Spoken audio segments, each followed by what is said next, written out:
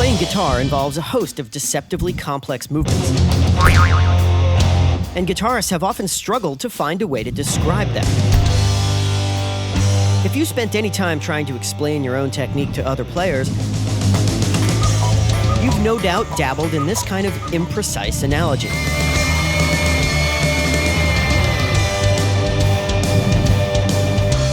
It's like turning a doorknob. It's like stirring coffee. It's like buttering toast. And the problem with this type of thinking is not that these images aren't evocative, it's that they mean different things to different people. What guitar players really need is a common language to describe fundamental movements. And the good news is, it already exists. Most guitar playing movements are, unsurprisingly, arm movements, and one of the most straightforward of these movements happens at the elbow joint, which pretty much only does two things. It flexes, and it extends. If these movements look familiar to you, it's because you see them all the time at the gym. The famous bicep curl is elbow flexion, and tricep extensions, well, now you know why they're called that. Of course, the arm itself might be in all sorts of different positions, but this is mostly thanks to the incredible 360-degree flexibility of the shoulder joint. But even with your arm straight over your head, the elbow joint itself is still just doing the same two movements. Forearm rotation is a little more complicated. Like elbow movement, the forearm really only does two things. It can either twist outward like this. This is called supination. Or it can twist inward like this, which is called pronation. One way to remember which is which is that the term supination shares a Latin root with the word supplicate, which means to beg. And when you do that, you turn your palms upward. So supination is the act of rotating the forearm so that the palms turn upward. Where things get more complicated is exactly how this rotation works. There are two bones in the forearm, the ulna and the radius. And the reason it's called the radius is because this is the bone that moves. It rotates around the ulna. So when you rotate the forearm, most of the time, it's actually only one bone that's moving. And this is pretty cool, because to look down and watch while you do this, you'd never guess that all this movement was actually coming from only half the forearm. But this fact is why forearm rotation is so useful in guitar playing. The ulna is the part of your arm that contacts the guitar body. And because it doesn't move, you can still rotate your forearm without losing contact with the guitar itself. Now, for guitar playing purposes, we can consider this point here, where the forearm is flat against the strings, to be the neutral point of no supination and no pronation. And this highlights a subtle difference between movements and orientations. Supination takes place along this entire range, because it uses muscles that can rotate the forearm outward no matter what point in this range you start. But if we say supinated, as in the adjective, what we really mean is a fixed or static amount of supination, but only in this pie slice here, past the neutral point. Similarly, pronation is the act of rotating in this direction. And it also covers the entire distance. But if we say pronated, what we're really referring to is a fixed amount of pronation at any point in this pie slice here on the other side of the neutral point. The same distinction applies to elbow movements, but with a twist. Flexion and extension each cover the entire range of movement, but any time when the elbow is bent, it's flexed. It's only when the arm is completely straightened out that we'd call it extended. And that's because the elbow actually doesn't move past this point. This range here is hyperextension, and if this happens during your mixed martial arts match, you will most likely lose. The distinction between movements and orientations is not just academic, because there are times when we need to use both to describe guitar playing. For example, let's take rotation. You could be supinated, which means your arm is rotated outward to some fixed point. But then, if you use a rotational picking motion like Eddie Van Halen does in his tremolo playing, you could also still use supination and pronation. The difference is that the supinated orientation is now the new neutral point. and the supination and pronation picking motion simply occurs back and forth around this neutral point, just to a much smaller degree. Moving along down the arm, we up the complexity ante even further. And that's because the wrist can actually move in two different axes. This side-to-side clock face movement is called deviation. Like the other movements we've seen, deviation motivates the hand along a curved or rotational path where the center of rotation is the wrist joint. And the resulting movement of the hand traces out this arc here. In order to differentiate the two directions of the movement, we use the forearm bones that we saw earlier. Movement in this direction toward the radius is called radial deviation. And movement in the opposite direction toward the ulna is called ulnar deviation.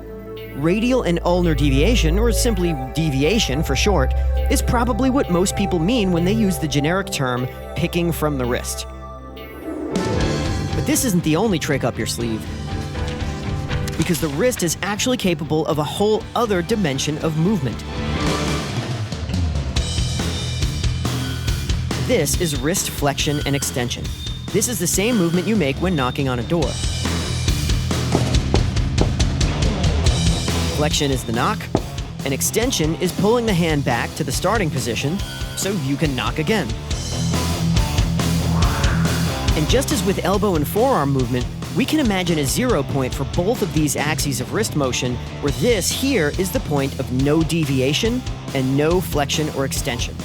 Our wrist orientations then occur at any point other than this. For example, this here would be ulnar deviated wrist, and this here would be a flexed wrist, and this would be a combination of both.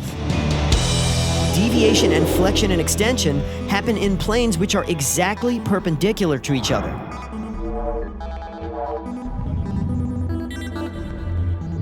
So by combining them, we can trace a complete 360-degree circle of movement. In fact, notice that we can have all this movement even without any forearm rotation at all. But if we do get the forearm involved, then we can add yet a third possible axis of movement. Forearm supination and pronation is this axis, deviation is this axis, and flexion and extension is this axis. And just as before, all three axes are at right angles to one another. This is incredibly powerful. Simply by combining these three fundamental movements, we can generate any three-dimensional hand movement you'll ever use in guitar playing. Let's put this to the test with a couple simple scenarios. So don your mechanical thinking caps and get ready.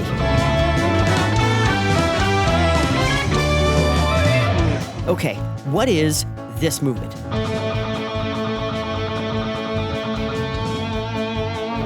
If you said the moonwalk, you are very fun at parties, but you are also wrong. This is, of course, wrist deviation. Okay, now how about this movement?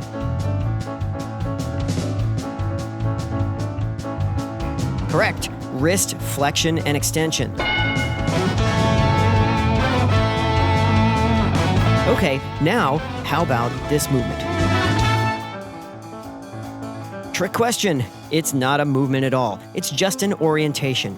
This is, of course, forearm supination. But let's make things a little harder. How about this?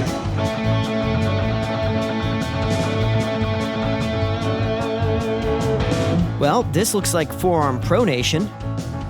And that looks like deviation. Amazing. This is how neatly these different movements can work together. Let's try another combination. How about this one?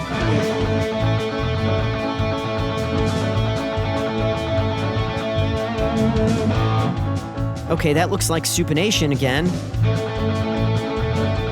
And that looks like forearm rotation.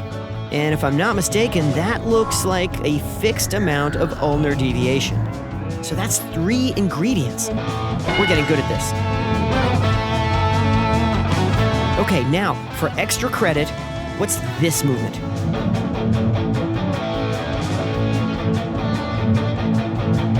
Well, that looks like supination. And that looks like deviation.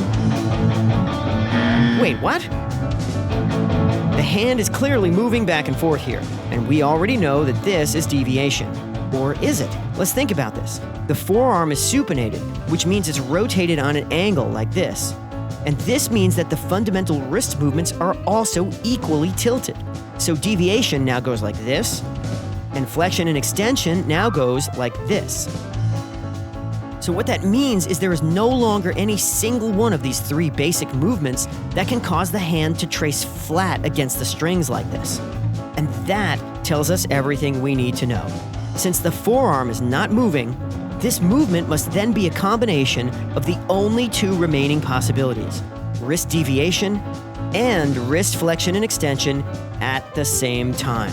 At the apex of the upstroke, the wrist is both radially deviated and flexed, and at the extent of the downstroke, the wrist is both ulnar deviated and extended. And if we think about it, this makes some sense, because these two fundamental wrist movements operate at right angles to each other. So we can combine them in equal amounts to cause the hand to move in a plane that is flat against the strings, even when the arm itself is not. How cool is that? And what's even cooler is that when you do this doesn't feel like a combination of two movements at all. It's simply one smooth sweep from the upstroke to the downstroke and back again.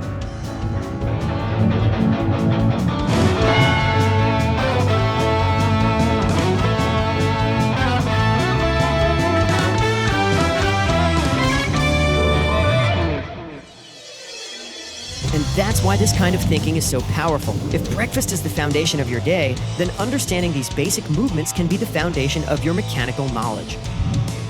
You'll not only be able to speak to other players in a language that everyone will understand, but you'll also become even more in tune with the movements you're already making.